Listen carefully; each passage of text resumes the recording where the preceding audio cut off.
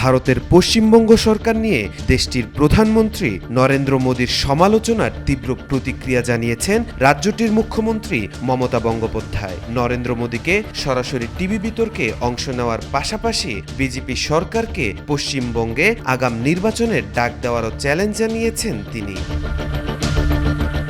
সম্প্রতি দুর্নীতি, নারীদের নিরাপত্তা, শিক্ষাসহ নানা প্রসঙ্গে শাসক দল তৃণমূলের চরম সমালোচনা করেন মোদী। মুর্শিদাবাদে সাম্প্রতিক সহিংসতার ঘটনার প্রসঙ্গ টেনে মোদী বলেন, এখানকার সরকার দুর্নীতিগ্রস্ত, প্রতিবার আদালতকে হস্তক্ষেপ করতে হয়। এভাবে কি কোনো সরকার চলতে পারে?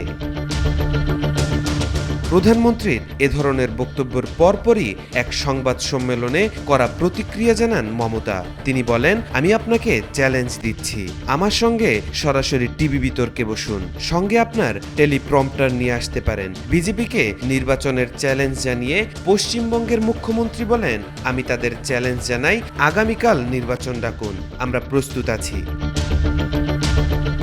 এদিকে পশ্চিমবঙ্গের আলিপুরদুয়ার থেকে বিজেপির মিশন বেঙ্গল শুরু করেছেন মোদী। 2026 সালের বিধানসভা নির্বাচনকে লক্ষ্য করে এই প্রচার শুরু হলেও বিশ্লেষকরা বলছেন, এই সফরের মাধ্যমে মোদী প্রতিবেশী বাংলাদেশের প্রতি একটি কড়া বার্তা দিতে চান। আলিপুরদুয়ার শিলিগুড়ি করিডোর বা চিকেন নেক এর অংশ।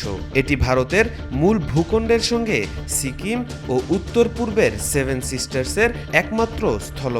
এই অঞ্চলের ভৌগোলিক দুর্বলতা ভারতের জন্য সবসময় উদ্বেগের। ফলে মোদী এই ঘোষণাকে বাংলাদেশের জন্য একটি সামরিক ও রাজনৈতিক সিগন্যাল হিসেবেই দেখছেন অনেকে।